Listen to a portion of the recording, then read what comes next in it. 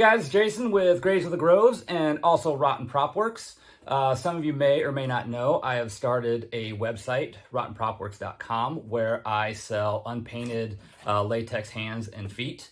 And one of the biggest questions I get is, how do I paint these things? So today I'm going to show you the method and products that I use when I'm painting them. So let's get started. All right, the first thing we're going to do is we're going to airbrush the veins on the hands. And what I've done is I'm using acrylic inks. These are Liquitex brand. FW Inks is another one. I got these at Michael's, and I mixed up this blue color with mostly blue, a couple drops of white, and 1 or 2 drops of red.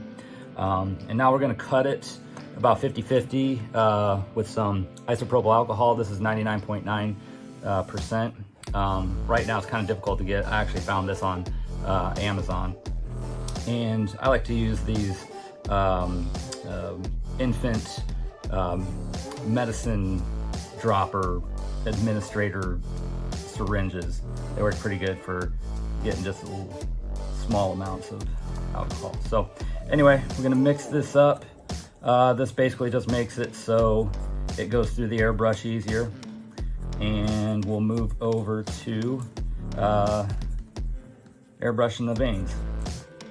All right, so what I'm gonna do here is I'm gonna hit all the raised veins that are in the mold of the hands, on the back of the hands and everything.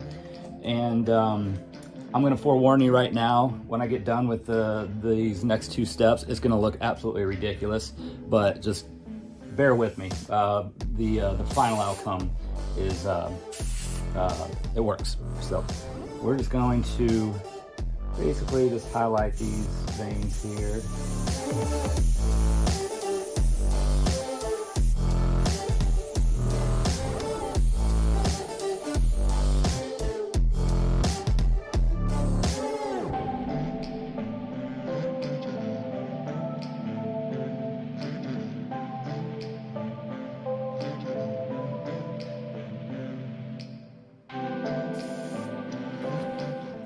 Like I said, this looks ridiculous right now, but bear with me.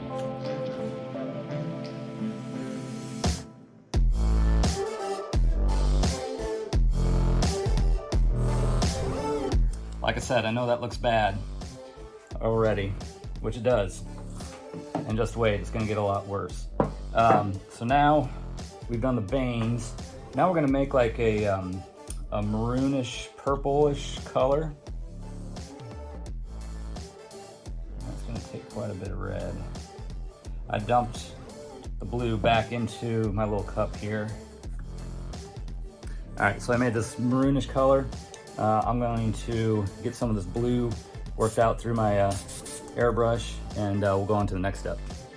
All right, if you didn't think it looked bad before, just wait till we do this next step. So what we're gonna do now is basically we're going to do hexagons in this this maroonish purplish color, and we're going to do these hexagons over the entire hand, front and back, all the way up to the fingers, and we're going to make them smaller once they get towards the top. So basically all we're going to do, I say hexagons, circles, whatever, just something irregular. I should say this is also kind of like my dead zombie-ish hand paint job that I would do if I was trying to do a more realistic hand. I would not do this step.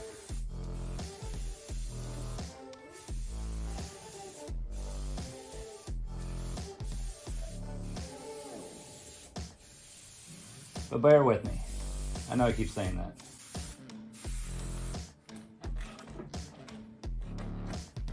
That looks absolutely stupid, doesn't it? Just wait. I'll do this one now.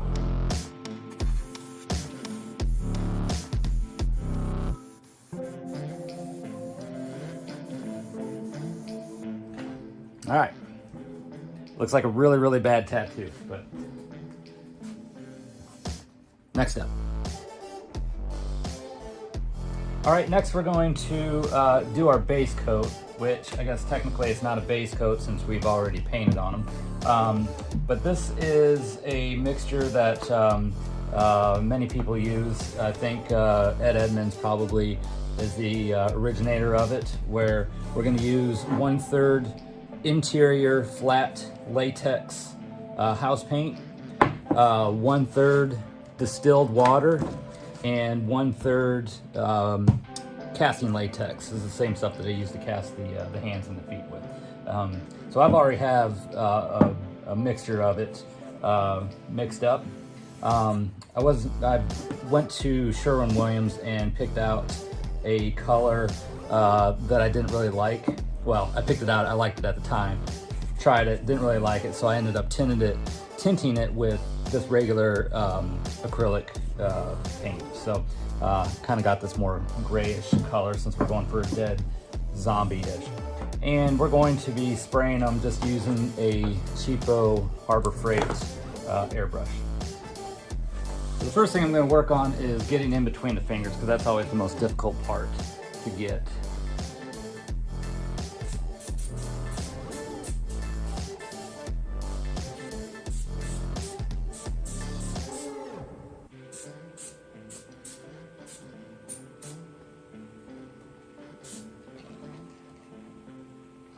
All right, now that I got the fingers pretty good, I'm gonna go and we're gonna paint over top of everything. And this is where it takes a little bit of practice, but you don't want to obviously cover up all the stuff that you just did with the airbrushing, but you still want to be able for it to see through. So we're gonna go lightly over it first.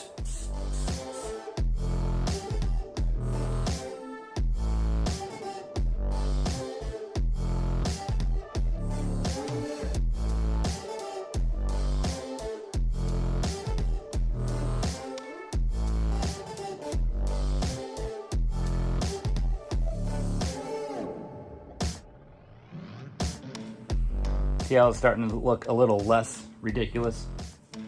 Do this hand now.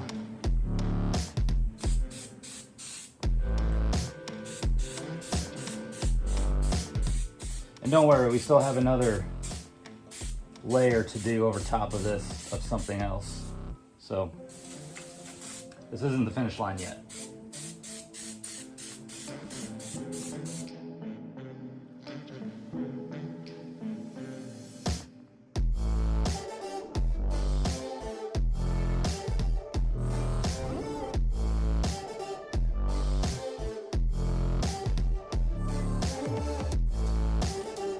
So the next step is just to let this dry, but for the sake of time, I'm going to take a hair dryer and try to speed this up a little bit. Once it dries, we'll see if there's any other spots we need to come back and hit, and then we'll go on to the next step. I'm not going to record drying paint, so I'll see you next. All right, hands are dry. We're dry enough anyway for the next step. And this is where the magic happens. So this is something I learned from Alan Hops. This is EcoFlow Saddle Tan Antiquing Gel. Gel is something, yeah. I think it's for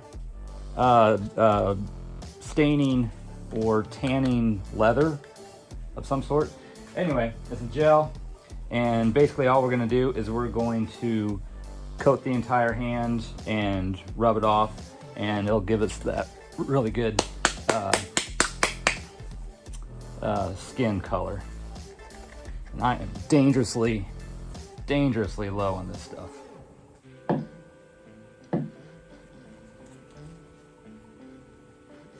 I always start inside the fingertips.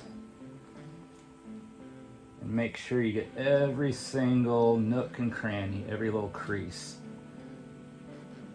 Because what you really want to do is get this stuff to get into the creases, and then when we wipe it off, it'll stay, and then it'll make those wrinkles and everything, pores, stand out. So I'm not going to do the entire hand. I'm going to do down to the wrist first. And then we'll do the rest of it later. After, wipe it off and then we'll get the rest later.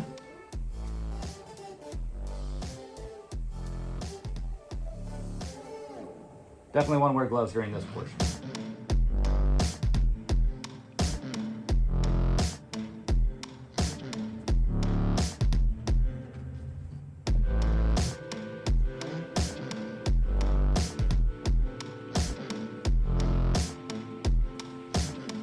I should also mention that you can get that saddle tan stuff off of Amazon, and I am applying it with just a piece of sponge, nothing fancy.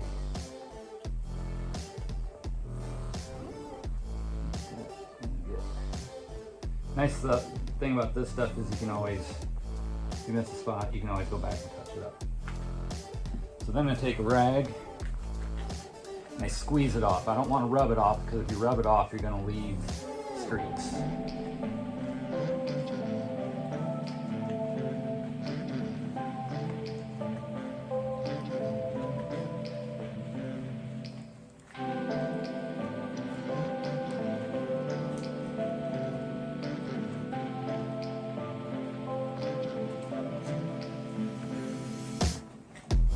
Will lighten up a little bit as it dries.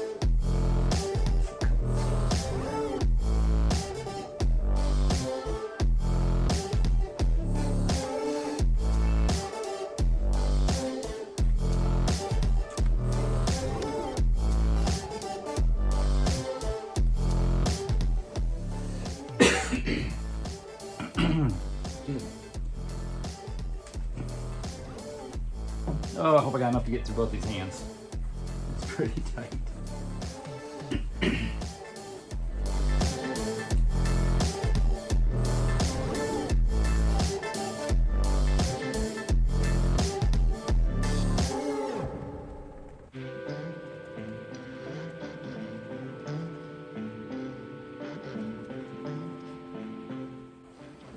Now all that craziness we did before just kind of blends in.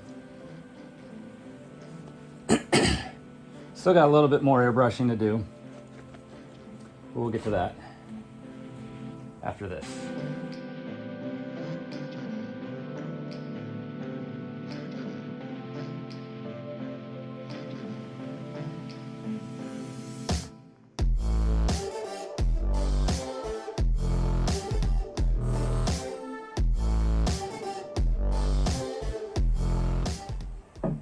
Alexa, what time is it?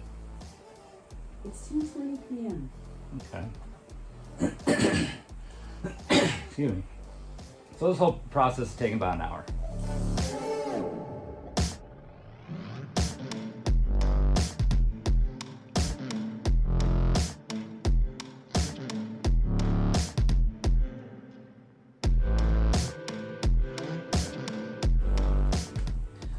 There we go. Now we're going to just do a little bit of highlighting, and we'll call her done. Well, almost done. All right, lastly, I did the same technique and got this kind of a pinkish color, and we're just gonna hit some highlights. Basically, you're gonna hit across the knuckles, in the palm area, creases, and just anywhere that you know, seems like, if you look at your own hand, where you'll see, you know, the color variation. So I like to do it like just across the knuckles here.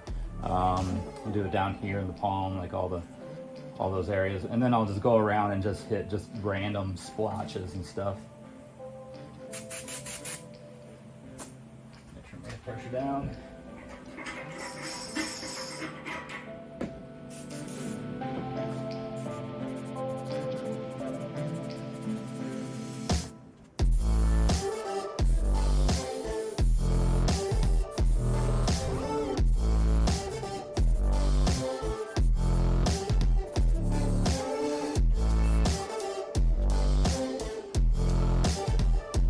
All right, we've got one last step to do, and that's to address the fingernails.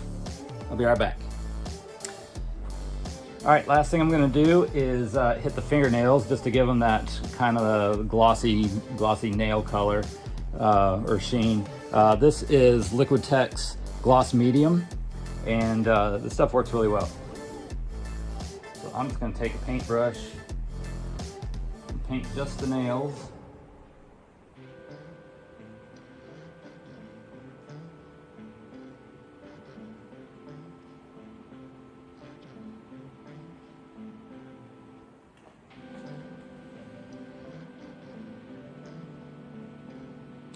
And this has some type of reaction with that gel stain, because these nails will actually turn a little bit yellow, which is perfect for if you're going for a zombie.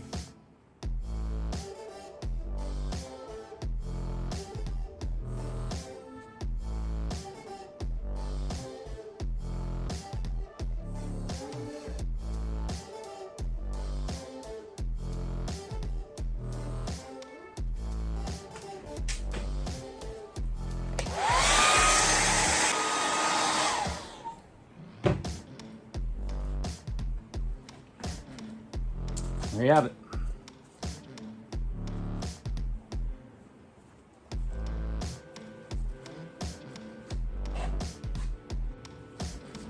All right, guys, that's it. The only thing that I sometimes will do is I'll really dirty up the fingers, get them really gross looking, maybe add some blood, sometimes mix blood with some coffee grounds, then you get that really dingy looking stuff. But yeah, that's pretty much it. All that craziness that looked ridiculous at the beginning just kind of blends in and everything, and actually makes it look like it's under the skin. So if you guys got any questions, feel free to hit me up either on Facebook, Instagram, on the website. You can there's a chat on there even. Yeah, thanks for watching, guys, and again, www.RottenPropWorks.com, and hopefully we'll have some more videos in the future. Maybe we'll do one where if you don't have access to an airbrush or an air compressor, we'll do one all by just hand sponges and paint brushes. So that's all I got. Talk to you later.